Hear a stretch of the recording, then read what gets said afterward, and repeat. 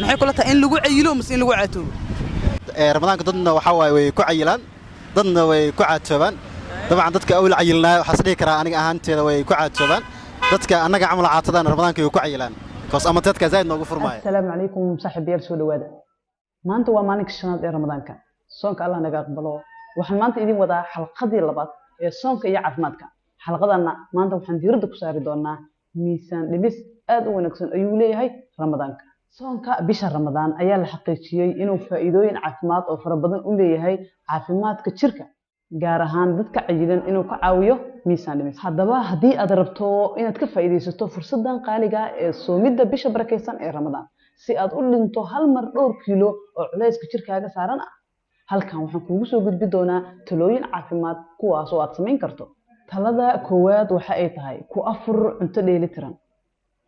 marka ay timaado afurka waxaa loo baahan yahay inuu qofku uu ku afuro cunto dheelitiran sidoo kale tana waa inuusan qofku ku raaxaysanin cunista cunto fara badan hal mar laakiin waa inuu marka ugu horeysa markuu wax yar ku afuro kadibna qofku uu nastaa kadib uu tukadaa salaada maqribka nasiina kadibna waa inuu qofku markaas u soo laabtaa cunistiisa talada labaad waxa ay tahay ka fogow cuntooyinka shiilta ugu weyn ee xilliga ramadaanka miisaanka qofku u kordhaa waxay tahay cuntooyinka saliidda cuntooyinka shiilan waxaa ku jira kalooriyo fara badan ayna ku yar tahay nafaqada talada saddexaad waxa ay tahay ha seegin suxuurta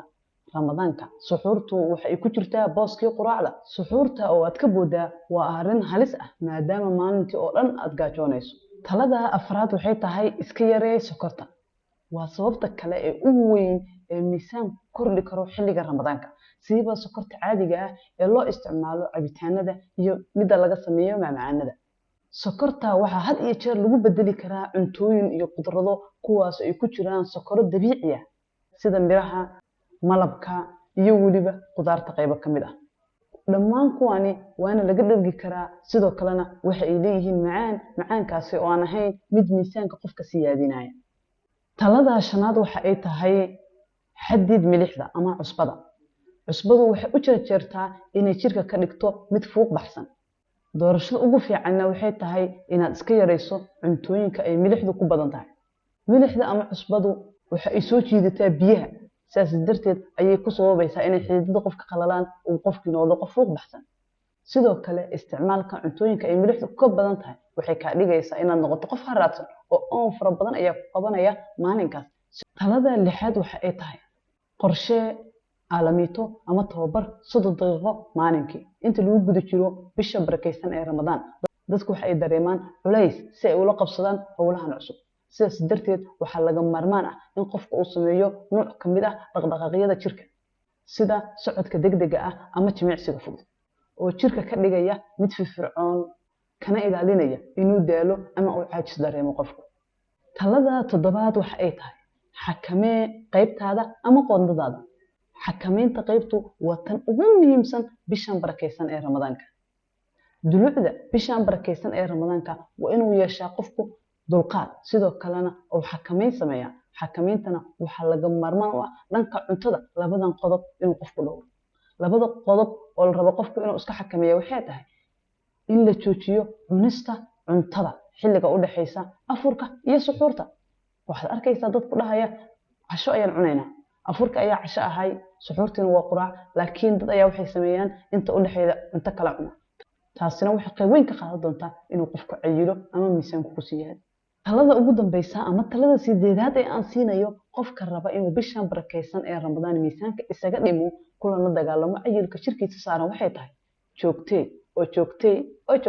maxaa joogteynaysaa joogtee cabidda biyaha ayaa ah qodobka ugu muhiimsan ee dhimista miisaanka xilliga afurka ilaa iyo suxuurta waxaa wanaagsan in la cabo ugu yaraan 2 litir oo biyo ah oo u dhigma 8 koob oo biyo ah qaabka ugu wanaagsan ee qofku u xisaabin karo si uu u cabo biyahaasina waxay tahay ugu yaraan inuu 2 galaas cabo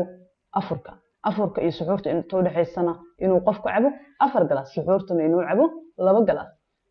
si guudna waxaa aad u fiican xilliga afurka inuu qofku biyo fiican cabo si cuntada uu cunayo loogu shiido cabitaanada dheeraadka ee uu qofka cabi karo sida kuwa ka samaysan aashitada iyo kuwa kafee ku jiro kama mid ahan 2 litir ee biyaha ah ee aan xisaabinay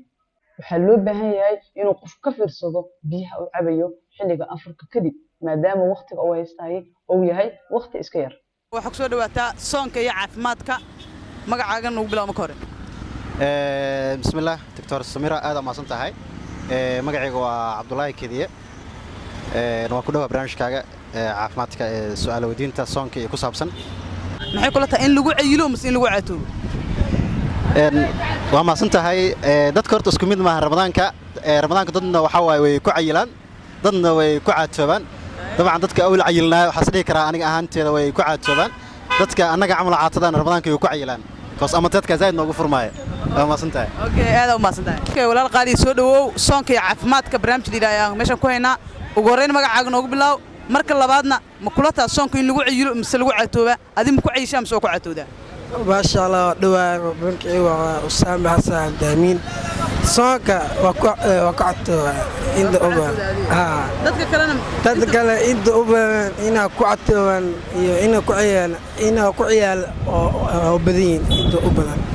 okay waa maasan tahay. halkaas waxaan kusoo gabagabeynayaa xalqadii labaad ee barnaamijkii soonka iyo caafimaadka. intaan barnaamijkan lamida ku kulmi doono waxaan kaga tegayaa sidaas iyo nabadgelyo. fadlan noo dhaaf subscribe-ta, like-ta iyo share-ta. aad ayaad u mahadsantahay.